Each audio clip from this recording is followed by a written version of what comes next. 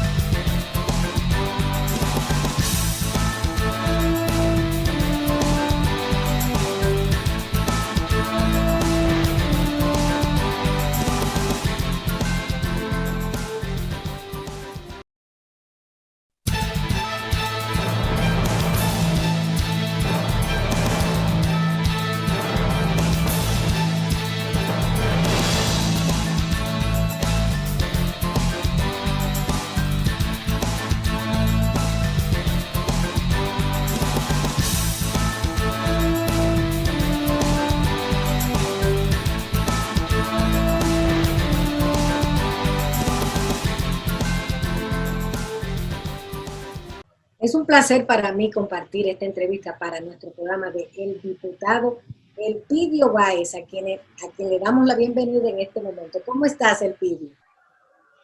Excelentemente bien, saludándola a usted de manera muy afable y saludando a su gran legión de televidentes que cada domingo está conectado a este programa.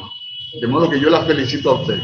Para mí un placer tenerte y comenzar con las preguntas que queremos hacerte en el día de hoy. La primera de ellas es tu evaluación sobre las acciones de gobierno que van perfilando la personalidad del gobierno del PRM, pero también la personalidad del presidente nuevo, Luis Abinader. ¿Cómo lo ves? Mire, este gobierno tiene 2 semanas de haberse instalado. Incluso todavía están nombrando a funcionarios para que ocupen instituciones.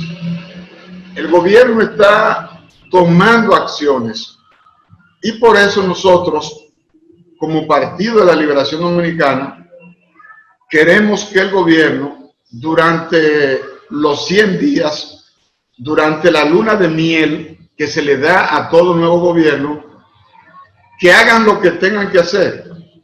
El PLD no va a criticar, no va a hacer sugerencias, va a dejar que el gobierno se instale. Y entonces, luego de los 100 días, el PLD comenzará a hacer una oposición inteligente, una oposición constructiva, una oposición propositiva, siempre defendiendo el interés del pueblo dominicano. De modo que el PLD no puede tomar en este momento la decisión de estar atacando a un gobierno que apenas se instala, porque aparecerá ante los ojos de la población como un partido mezquino. Y el PLD no es un partido mezquino. Es un partido maduro, es un partido de experiencia y es un partido con una dirección política, con una gran capacidad para hacer propuestas en favor del pueblo dominicano. Por ejemplo, ahora vamos a tener la convocatoria del nuevo periodo de emergencia. ¿Cuál va a ser la posición del PLD cuando llegue esto a la Cámara de Diputados y al Senado de la República? El PLD lo va a aprobar, porque el PLD no hará lo que hizo el PRM, que el presidente Danilo Medina pedía 25 días y le daban 15. Pedía 25 para la extensión y le daban 10. Pedía 25 y ellos sencillamente dijeron que ya no iban a aprobar nuevas extensiones, sabiendo que el gobierno estaba luchando en contra de uno de los problemas que más ha afectado a la salud de la población del mundo, como era el coronavirus. Y sabiendo que el problema de la pandemia del coronavirus iba a tener y estaba teniendo y está teniendo efectos nocivos para la economía del país y para la economía del mundo. Aún así, el PRM se negó a apoyar al gobierno en la lucha para contener la expansión del coronavirus. Pero el PLD no es así. Pidieron 45 días, le vamos a aprobar los 45 días porque sabemos que para controlar la enfermedad hay que meter a la gente en su casa, hay que practicar el distanciamiento social, hay que ponerse el cubrebocas y hay que orientar adecuadamente a la población para que entiendan que con la participación de la población es que podemos ganarle la batalla al coronavirus. Se nota en muchos sectores del gobierno que va a haber un énfasis especial en la lucha contra la corrupción, en el castigo a la corrupción pasada, pero en el castigo a la corrupción presente de los nuevos funcionarios que han sido electos. ¿Cómo tú ves este plan que ha comenzado a ponerse en marcha? Doña Dania, todo el que metió la mano, todo el que sustrajo dinero público, todo el que traicionó la confianza del presidente de la República debe ser procesado, claro, con expedientes sólidos, con pruebas fehacientes, no con expedientes politiqueros y no con la intención de hacer circo, porque los gobiernos, cuando no le pueden dar pan a la población, entonces preparan un circo. Entonces el Partido de la Liberación Dominicana está totalmente de acuerdo con que la justicia determine la responsabilidad cuando un funcionario o exfuncionario sea encausado. Ahora bien, cuando se quiera hacer circo, entonces el PLD va a respaldar a sus dirigentes, porque las responsabilidades, si usted es corrupto o no, la responsabilidad la establece un juez en un tribunal. Entonces hay que dejar que la justicia fluya, tanto para los pasados funcionarios como para los nuevos funcionarios, porque en este país, como en otros países, las redes sociales te juzgan y te condenan, ¿verdad? Tú recibes una condena pública, una condena mediática, y entonces es que los tribunales comienzan a establecer las responsabilidades o no. Debo decirle que en todos los grupos humanos hay personas que actúan al margen del grupo, que cometen errores, que comprometen la ética y la moral de las organizaciones. Por ejemplo, hace poco, algunos jueces fueron separados de la judicatura. Se les encontró responsable de tomarle dinero a una persona acusada de narcotráfico y de lavado para pronunciar condenas satisfactorias, condenas acomodaticias. El sistema de justicia lo encontró penalmente responsable y lo separó de la judicatura. De modo que tanto en la justicia, en el mismo periodismo, se acusa a personas de incurrir en malas prácticas para favorecer con opiniones a personas y condenar a otras. Lo mismo que en la medicina, en las iglesias, incluso hay países y hay estados en donde las iglesias católicas han tenido que pagar tanto dinero por condenas y por acuerdos que prácticamente han quebrado. ¿Por qué? Porque algunos de sus miembros han incurrido en conductas bochornosas, en conductas cuestionables. Ahora, ¿Son todos los políticos corruptos? No. ¿Son todos los sacerdotes corruptos? No. ¿Son todos los jueces corruptos? No. ¿Son todos los periodistas corruptos? No. Lo que pasa es que una mala res echa a perder un ganado. De modo que nosotros estamos totalmente de acuerdo con que sean procesados, enjuiciados y condenados aquellas personas encontradas responsables de incurrir en actos de corrupción. ¿Crees que el PLD debe prepararse como partido para defender su obra de gobierno contra cualquier acusación de corrupción? Dos cosas, doña Dania. Las obras del PLD defienden sola al gobierno. Sí. Cuando usted habla del metro, esa sola obra defiende al gobierno. Cuando usted habla del sistema 911, 911, esa sola obra de servicio defiende la gestión de gobierno del PLD. Cuando usted habla de Punta Catalina, ¿qué sería sin Punta Catalina en este momento de pandemia, donde la gente está encerrada? Fíjese que cuando ocurre un problema y el servicio se interrumpe por un día o 2 días, la gente quema gomas, la gente pone obstáculos, la gente sale a protestar, pero ahí está Punta Catalina sirviendo electricidad a un bajo precio. ¿Qué sería el campo sin las visitas sorpresas de Danilo? ¿Qué serían las personas con discapacidad sin los centros de atención a la discapacidad que dirige la primera dama Cándida Montilla de Medina? ¿Qué sería la comunidad educativa sin el 4% de la educación? ¿Qué sería el sistema de salud sin el sistema hospitalario totalmente renovado por la inversión del gobierno? ¿Qué sería este país sin la ciudad Juan Bosch, donde se autorizó la construcción de 25,000 viviendas? ¿Qué sería la Ciénaga sin el nuevo Domingo Sabio que se está desarrollando?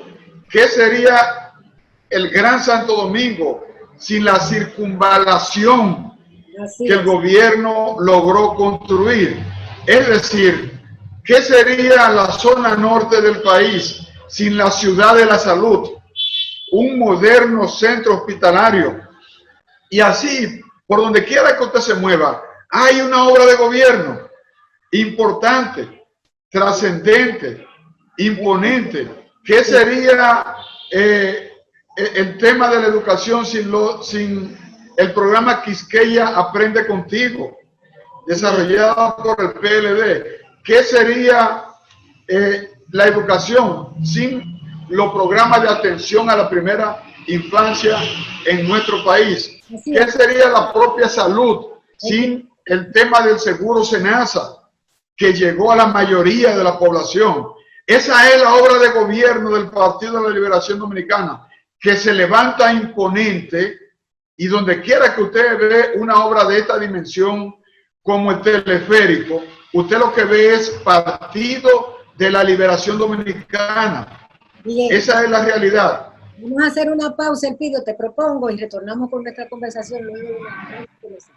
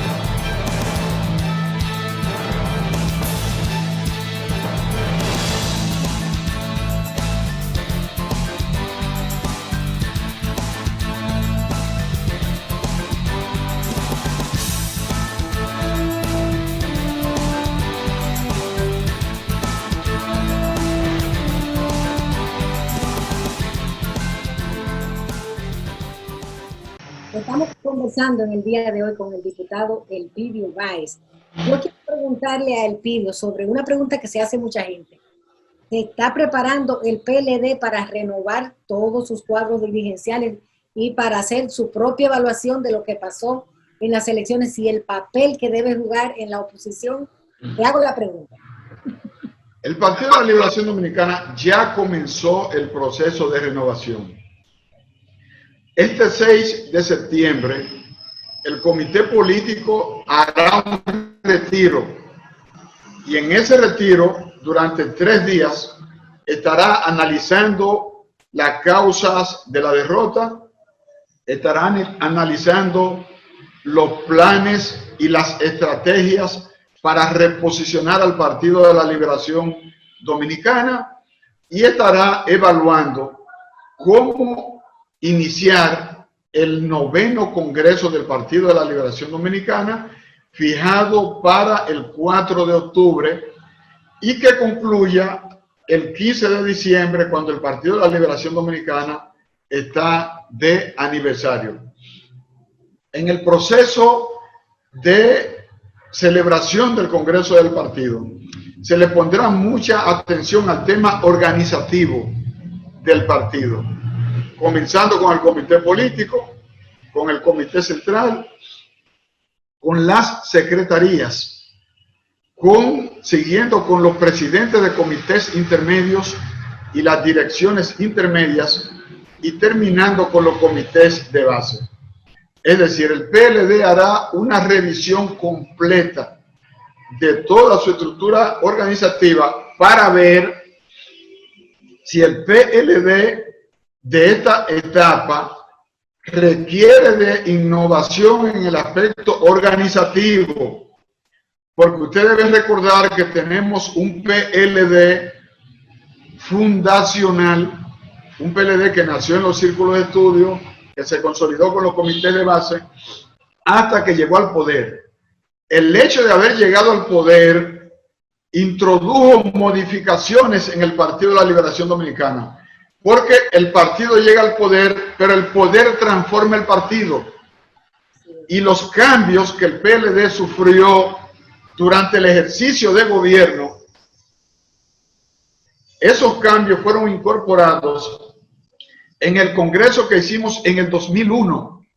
Y del 2001 hasta esta época, el PLD llenó su cometido en la segunda fase de desarrollo histórico de la organización. Pasamos de ser un partido de cuadros a ser un partido de masas, a un partido electoral que aprendió a ganar elecciones. Ahora estamos en una tercera fase. El PLD debe ahora analizar cómo crear las condiciones estructurales para volver al poder. Porque fíjense, y es importante tomar señales, el PLD fundacional fue dirigido por Juan Bosch, ¿verdad? En la segunda etapa del PLD la tomó Leonel Fernández cuando sirvió de sustituto de Juan Bosch en la dirección del PLD. Ahora el Partido de la Liberación Dominicana, que ya presentó un nuevo candidato. Juan Bosch fue el primer candidato del PLD a la presidencia. El segundo candidato del PLD lo fue Leonel Fernández, 3 veces presidente. El tercer candidato lo fue Danilo Medina, que gobernó en 2 oportunidades. Y el cuarto candidato del PLD lo fue Gonzalo Castillo. Fíjense cómo se están dando los cambios en el Partido de la Liberación Dominicana. De modo que el PLD en este momento, con el Congreso, el 9º Congreso, entrará a una tercera etapa de desarrollo de la organización. Estamos hablando de un partido con 47 años de fundado. No estamos hablando de un partido de 5 años, de 8 años, de 10 años. No. Es un partido exitoso. En 47 años de fundado, ha gobernado 20 años. Ese es un partido de éxito. De modo que el PLD está abierto y ha iniciado el necesario proceso de renovación que habíamos reclamado y demandado a la dirección del partido desde hace años. El PLD hace tiempo que debió haber renovado su estructura media y de base. El PLD hace tiempo que debió someter a los miembros del Comité Central a un proceso de selección total y completa. El PLD debió renovar la dirección del Comité Político total y completa. ¿Qué afectó? ¿Por qué no se hizo? Porque el PLD estaba en el poder y estaba ganando elecciones. Ahora estamos fuera del poder y tenemos todo el tiempo, toda la energía y toda la disposición de revisar la estructura partidaria y de introducir y promover los cambios necesarios para volver al poder en el año 2024. Elpidio, ¿cuál crees que es el líder que se perfila para esta etapa del PLD que comienza luego de haber perdido las elecciones? ¿Quién debe asumir el liderazgo? Mire, Danilo Medina es el dirigente político que tiene todas las condiciones para convertirse en el presidente del Partido de la Liberación Dominicana. Danilo ocupó la presidencia de la República en 2 oportunidades. Es el dirigente político nacional con más prestigio y con una obra de gobierno que la sociedad dominicana le tiene un gran aprecio. Dejó el gobierno con el mayor nivel de popularidad y ha sido el único presidente de la República que ha llegado a esa posición con el mayor nivel de votación en democracia. Nadie ha sacado más del 61%. Ni Juan Bosch en el 62 ganó las elecciones con ese nivel de votación. Ni Leonel Fernández en democracia alcanzó ese nivel de votación. Danilo Medina sí lo alcanzó. Pero Danilo Medina, a diferencia de otros dirigentes, Danilo Medina viene de ser el armador, el artesano político, el dirigente del PLD que conoce a los dirigentes de base, que conoce a los miembros del PLD, que conoce a la estructura del PLD, que llama a las compañeras y a los compañeros por su nombre y apellido. Es decir, Danilo Medina no solo es un líder político, es un organizador, es un trabajador político, porque fue activista del Partido de la Liberación Dominicana. De modo que Danilo tiene todas las condiciones para asumir plenamente el liderazgo del Partido de la Liberación Dominicana.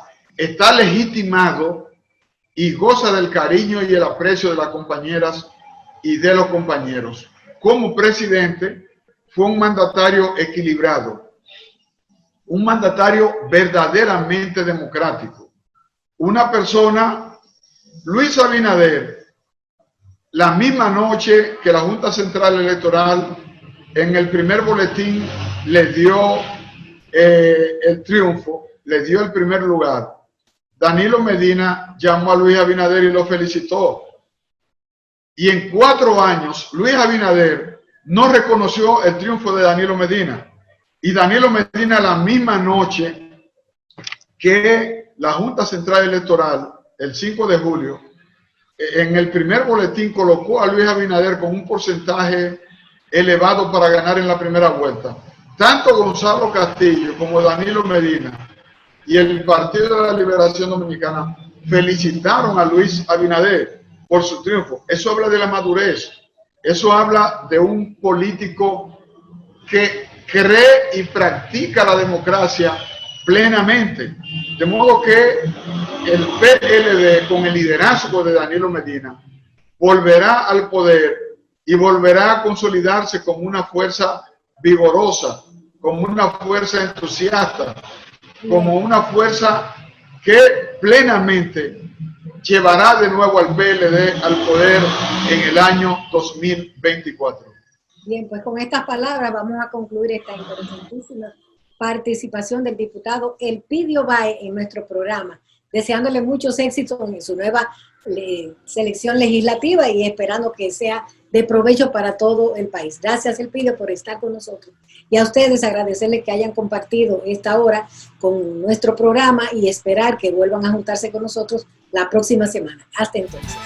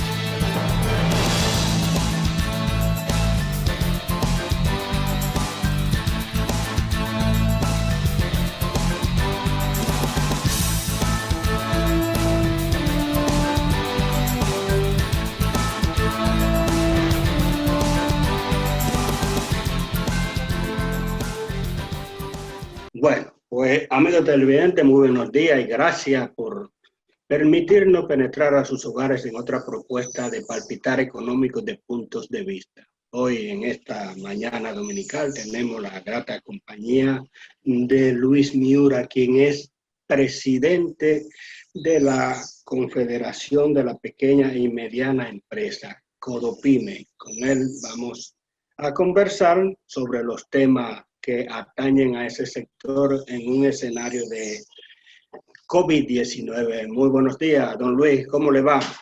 Muy buenos días, don Héctor. Muy bien, gracias a Dios. Importante. Pudiéramos tener una visión más o menos global y después la iríamos segmentando de cómo ha impactado esta pandemia en el sector de la mediana y pequeña empresa de la República Dominicana. ¿Cómo no? Pues como la mayoría de los sectores, hemos sido golpeados fuertemente por los efectos de la pandemia, porque la mayoría de nuestros negocios, aunque muchos son los mismos dueños, dependen justamente de la actividad económica que haya en el país. Si hay bajo circulante, lo primero que lo sienten justamente es el comercio y las pequeñas industrias, porque no hay clientes, vamos a decir, habituales en las calles, en las plazas, en los mercados, que consuman los rubros que se comercializan o se producen por el sector pyme industrial y comercial. Como todo, hay sus excepciones, hay oportunidades, se beneficia el que las sabe aprovechar, pero sin duda alguna, y creo que igual que todo el mundo, esto es algo que no se esperaba, no tiene antecedentes, no estábamos preparados para manejar los retos que este COVID-19 nos ha traído. En el ámbito pues, de los emprendedores, todos los startups se han reducido porque simplemente por el distanciamiento social, los coworking spaces que era donde esa gente normalmente iban a elaborar sus propuestas de trabajo, sus cosas con la computadora, pues están cerrados. Las mujeres por igual han sido un sector que ha sufrido mucho, porque no es cualquiera que va y se acuesta en un lavacabezas, mira para arriba con otra persona viendo para abajo a lavarle la cabeza y a secarle los cabellos y arreglar las uñas. Entonces es un sector que se ha visto bastante impactado por igual. Y así, un sinnúmero, don Héctor. La verdad que esperamos que las propuestas que nosotros mismos hicimos con el gobierno pasado y que hemos estado reiterándole a este gobierno, pues sigan siendo escuchadas, sigan siendo implementadas, porque creo que el sector PYME es el más perjudicado de todos los sectores, incluso el turismo. ¿Pudiéramos refrescar en qué consiste o una idea general de esa propuesta que hicieron ustedes a la administración pasada y reiterada a la nueva? Claro que sí. Pues nosotros en Codopyme lo que propusimos, tan pronto se empezaron a ver las medidas, las posibles medidas de ayuda para la reactivación económica, pues acudimos al ministro de Hacienda, a la presidencia, al ministro de la presidencia por igual, para hacer una serie de pedimentos, que no solamente para el sector PYME, para todos los sectores, pero enfocado mayormente al PYME per se. Y era, obviamente, tomando en consideración los costos laborales y sociales que tenemos, y un posible cierre o suspensión que hemos tenido desde que empezó la pandemia, pues se iba a hacer un poquito cuesta arriba para nosotros poder solventar las obligaciones que teníamos y la carga laboral sin producir un centavo. Por eso nosotros le propusimos lo que hoy día es FASE. Obviamente, sin entrar en detalles de números y eso, pero el gobierno hizo su análisis y aceptó como beneplácito esa propuesta, y hoy día creo que ha sido de gran ayuda para todos los sectores que se han podido incluir en ello. Ya hay otras partidas que, como los fondos del encaje, la última liberación que se hizo, que se permite refinanciación de deuda, porque los primeros 2 meses de la pandemia o del toque de queda, pues la DGI sí dio una dispensa, pero luego ya las obligaciones había que empezar a cubrirlas. Y obviamente el Estado necesita dinero por igual y no todo el mundo estaba cerrado. Entonces, con la última liberación del encaje, sí se permitía la refinanciación de deuda para aquellos que tenían compromisos ya en el banco o en otras instituciones financieras con una tasa mayor. Hubo gente que sí aprovechó parte de esos fondos para reconvertir su taller. Los textileros, muchos empezaron a hacer mascarillas, algunas zonas francas por igual. Otros abrieron líneas alternas o nuevas para productos que aumentó la demanda por el mismo COVID, como son los empaques de comida rápida o de comida para llevar, que se ha vuelto bastante popular al sector de comida estar cerrado por el distanciamiento social. Entonces, para ello todavía nosotros necesitamos una que otra cosa más que se cumplan de esas propuestas que se hicieron, porque, por ejemplo, el pago de incentivo ahora mismo es el mayor problema que tenemos. No estamos vendiendo lo mismo, pero estamos pagando un incentivo en base el anticipo. Estamos pagando un anticipo en base a ventas pasadas, y eso es ilógico, es absurdo. Recientemente acabábamos de ver que al sector turístico se lo eliminaron por 6 meses y nosotros esperamos que a los pymes se le haga por igual. Más nosotros teniendo un decreto del pasado mandatario que hablaba de la eliminación del anticipo. Yo creo que esa medida ¿Y qué ha pasado? No se han cumplido. Falta pues que se aplique eso, o que se enfoque real a como tal vez se pensó. Pero sin duda alguna, la eliminación del anticipo debe ser algo que debemos ver a muy corto plazo, porque se nos está haciendo bastante cuesta arriba honrar ese compromiso. Y cuando tú vas a una DGI a tratar de buscar pagos o renegociar y todo eso, se hace un poquito cuesta arriba, porque no existe la figura de simplemente diferir ese pago sin antes poder,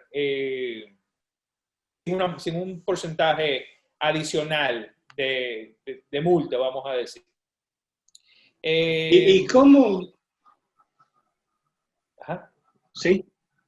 No, bueno, Digo, ¿y cómo incide en el capital del trabajo de las pequeñas y medianas empresas, en el sector PYME en sentido general, el tema del anticipo? O sea, porque como su nombre lo indica, o sea, tú estás adelantando en base a futuras ganancias en un escenario donde probablemente sean un poco dificultoso lograr beneficios, o por lo menos a los niveles anteriores. Claro. Yo creo que esto, en los momentos que vivimos de tanta incertidumbre, don Héctor, perdón, porque casi no oí la última parte, por un cambio que pasó.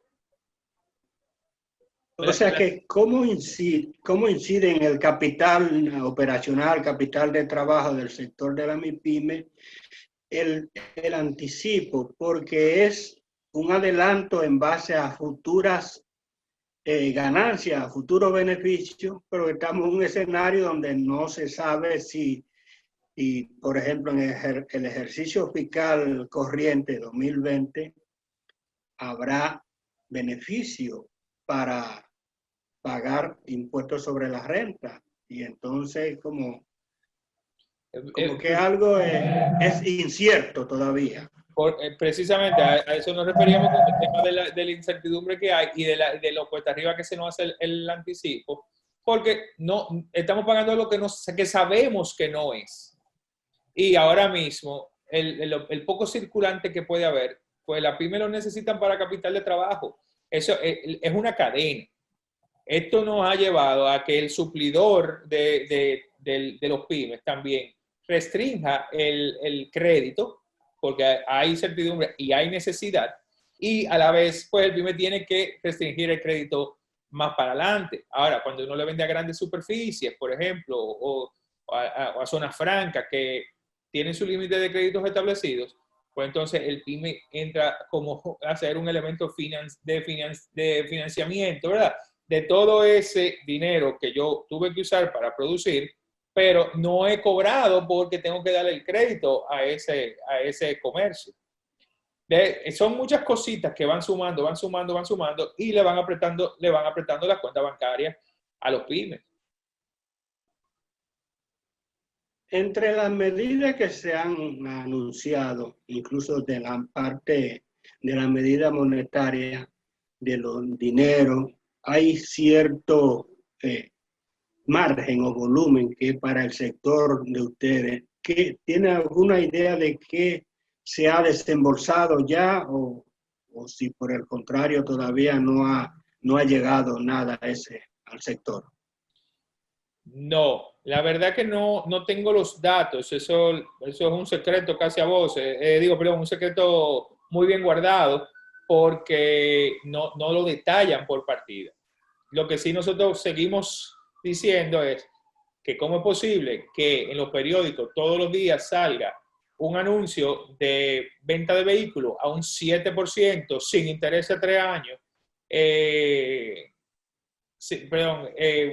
a 3 años fijo, y para el sector productivo nacional no se consigue una tasa a un 7% fija.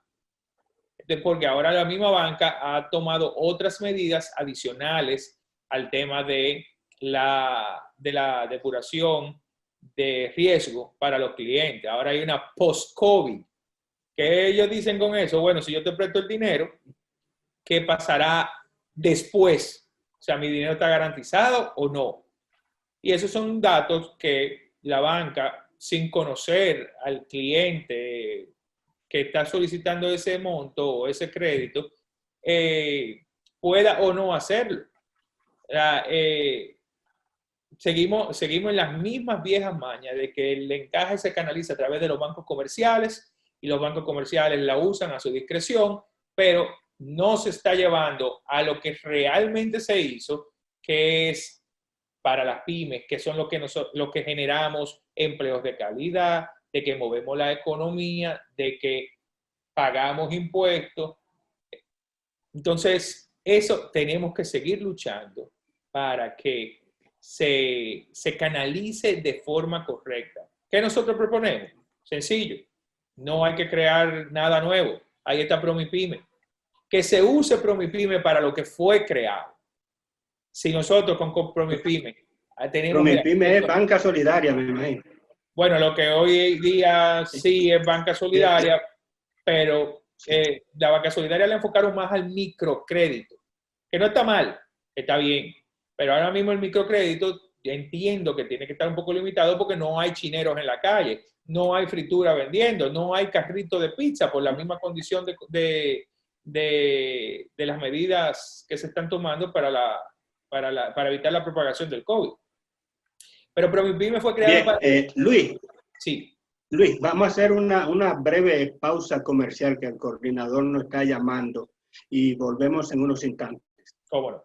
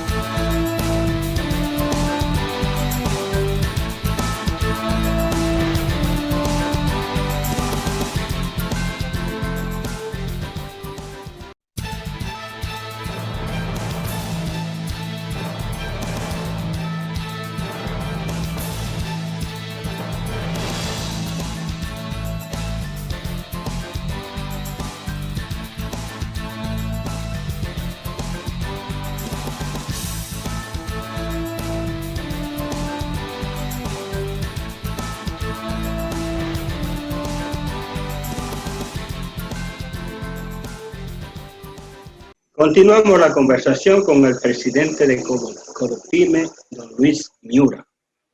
Luis, tú señalabas incluso esas dificultades que parece que están como si fuera casi histórica para el financiamiento que fluya al sector MIPYME. Y en esas propuestas, sugerencias que ustedes han planteado a las autoridades, no hay algún capítulo, diría yo, algún párrafo que se refiera a esa dificultad que tienen para que el financiamiento llegue en realidad. Claro, por supuesto que sí. Nosotros le pedimos varias cosas. O sea, nosotros le pedimos crear un mecanismo de financiamiento con un fondo de garantía, como le explicaba hace un momentito, con la ley 488, que es desde Promipyme, que es una entidad gubernamental responsable del financiamiento y acompañamiento de las MIPYMES, que hay políticas para eso y ya está creado. O sea, no hay que hacer nada nuevo, no hay que legislar, es simplemente pasar la asignación de fondos a esa institución. Los incentivos para la bancarización, sobre todo los sectores productivos, las MIPYMES, no es cierto que hay una alta barrera de bancarización. Aquí cualquiera ya se puede bancarizar. Hasta los trabajadores informales pueden abrir una cuenta bancaria con su cédula. O sea, que no es un reto, no es difícil hacerlo. Algo muy importante, don Héctor, que sí quiero resaltar, es los mecanismos de pronto pago para compras gubernamentales. Aquí hay una falsa percepción de que el PYME necesita que le presten para poder trabajar. Eso no es cierto. Aquí si se pagara lo que se debe, la mayoría de los suplidores del Estado pueden trabajar sin necesidad de recurrir a préstamos. No es verdad que todo el mundo necesita un préstamo para arrancar su negocio de nuevo. Si el Estado paga, como dice la ley de compras, no tiene que buscarse dinero para prestar. Más bien yo haría lo siguiente: de esos fondos del encaje, yo le hago un préstamo de gobierno a gobierno institución a institución, para saldar esos compromisos, sobre todo de los suplidores de desayuno escolar y los suplidores de kit que se repartieron durante la pandemia, y se le paga a esa gente, y no va, y todo el mundo feliz, todo el mundo honra los compromisos que tuvieron que asumir para poder dar una mano amiga durante la pandemia y trabajar de nuevo para lo nuevo que viene, porque ya vimos como el ministro de Educación dijo que los alimentos iban a llegar a los niños a sus casas. Ahora, ¿cómo si la mayoría de sus suplidores tienen deudas de más de 5.000 millones de pesos con el INAVIE? Y es cierto que han empezado a pagar poco a poco, pero las deudas son inmensas todavía. Entonces, no veo por qué cuando hay una ley, incluso que dice que para licitar y comprar, el gobierno tiene que tener la partida reservada para el pago de esa licitación. Esa es la ley. Aquí lo que pasa es que no se está cumpliendo esa ley. Y creo que es hora ya de que las cosas se hagan como tiene que ser, porque nos eliminaríamos ambos, tanto el gobierno como nosotros los productores, la mayoría de los problemas. Entonces, luego de eso, creo que establecer una flexibilización de la política de crédito para la vivienda de bajo costo, para poder reanimar el sector construcción que a todas luces todo el mundo entiende que es de los sectores que más dinamiza la economía,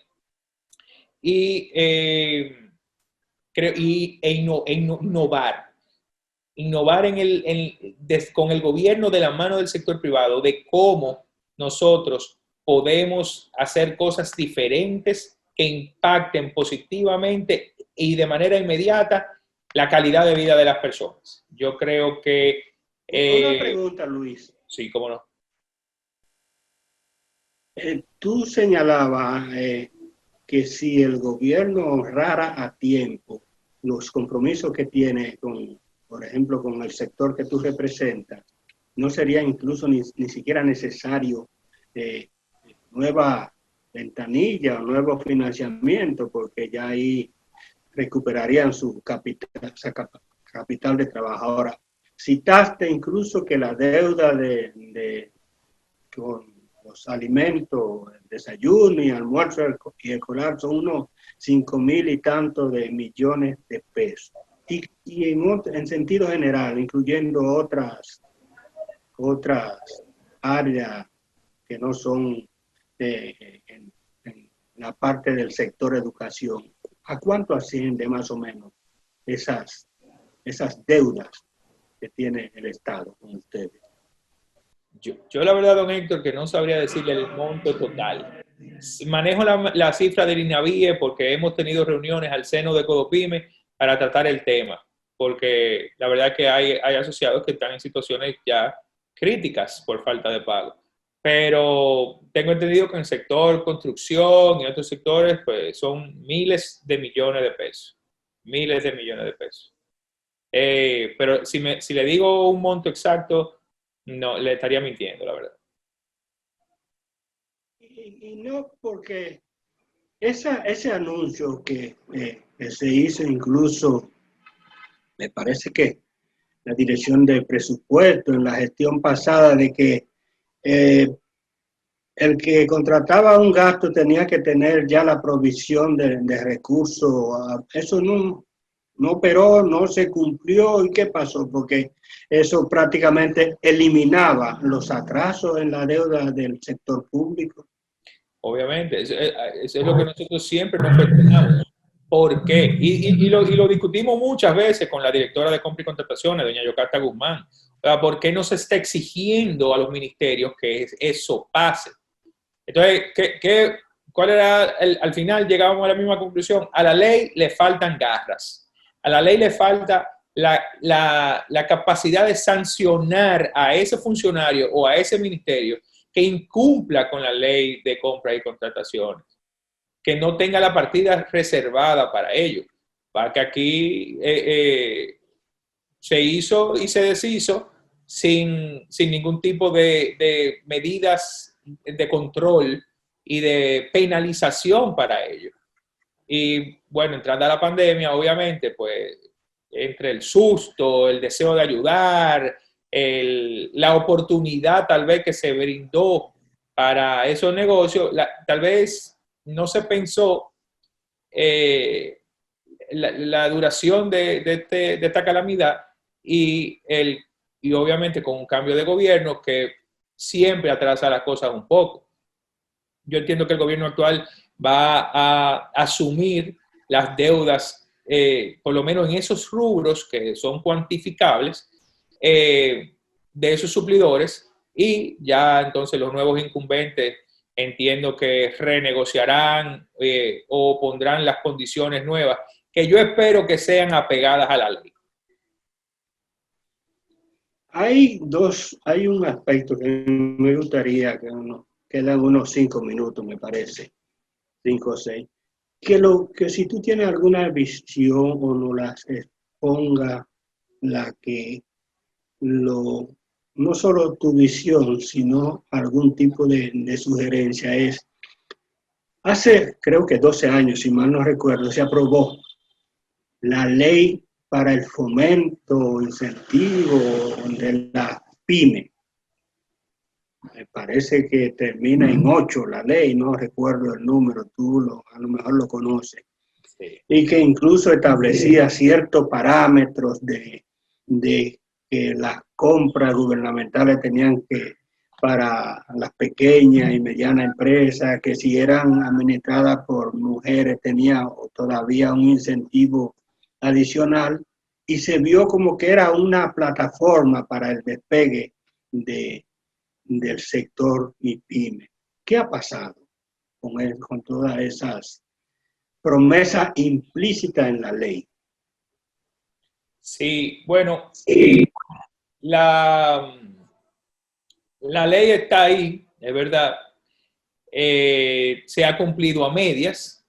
Hay cosas que incluso hasta con el tema del comité de salario hubo que recurrir a un recurso administrativo porque el mismo Ministerio de Trabajo decidió obviar esa ley con la clasificación que le manda, la 183.17 creo, y hubo que recurrir a recursos porque el mismo gobierno no quiere aplicar la clasificación de empresa que tiene esa ley. Aquí cada institución tiene una clasificación de empresa diferente y no se rigen por esa ley que es la que la dicta, precisamente. Con el tema de las compras para las mujeres, sí, yo entiendo que muchas veces se respeta el 20%, pero, don Héctor, hay que ser guapo para venderle al gobierno. Porque no, a veces no te dan el 20%. A veces... Pues ya va a veces. Bueno, tal vez así. Hay siempre gente que tiene más suerte que otra, vamos a decir. Pero a veces no le dan el porcentaje que tienen que darle de avance. Entonces ya luego empiezan los problemas de libramiento, que si entrega, que esto, que lo otro. Y como siempre, hay mucha gente perjudicada, hay mucha gente que sale beneficiada. ¿Qué yo creo que nosotros debemos de hacer? Primordial, trabajar de la mano del Estado, pero no consulta.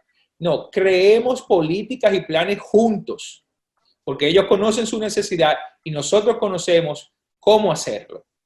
Nosotros somos suplidores habituales del Estado y del sector privado. Nosotros conocemos, cada quien conoce su cliente y el Estado es un cliente más. Yo creo que la creación de un programa especial de compras gubernamentales que permita al Estado, como mayor comprador precisamente de rubros y servicios, crear mecanismos para dinamizar mucho más rápido el sector que en esta crisis del COVID-19 representa muchos retos. Yo creo que hay un programa de incentivo a la asociatividad y encadenamiento productivo es fundamental porque hay que fortalecer la cadena de valor. Y en esa cadena de valor, los más fuertes pueden apalancar a los más chiquitos. Y tal vez los chiquitos pueden hacer piezas o productos que a mí como grande o como mediano o pequeño, ¿verdad?, me sean más difícil hacer o me atrase un proceso para entregar un producto o servicio. Entonces, yo creo que eso es vital para mitigar la pérdida de empleo que tenemos ahora mismo, que es muy alta, y no es más alta porque hay empresas que simplemente están dándole larga a lo inevitable, por no tener capital para poder liquidar esos empleados, por no poder honrar deudas de luz, de factor potencia que se le está cobrando sin ser utilizada. Hay muchas cositas que nosotros tenemos que empezar a ver con detalle, que creo que es lo que va a salvar el sector PYME y la economía nacional, sin duda alguna. Bueno, don Luis, gracias por aceptar nuestra invitación y nada, le felicito, no sé, por este reto que asume al presidir a Codopyme en esta circunstancia, y de nada está decirle que esta sección siempre estará a su orden. Muchísimas gracias. Sin duda son tiempos de muchos retos, pero yo creo que en estos momentos es donde uno tiene que sacrificarse un poco, salir de la comodidad y tratar de aportar lo mejor de sí para el beneficio del país. Muy amable, don Héctor. Bien. Okay. Y a usted, amigo televidente, como siempre, la cita para el próximo domingo en otros puntos de vista. Hasta entonces.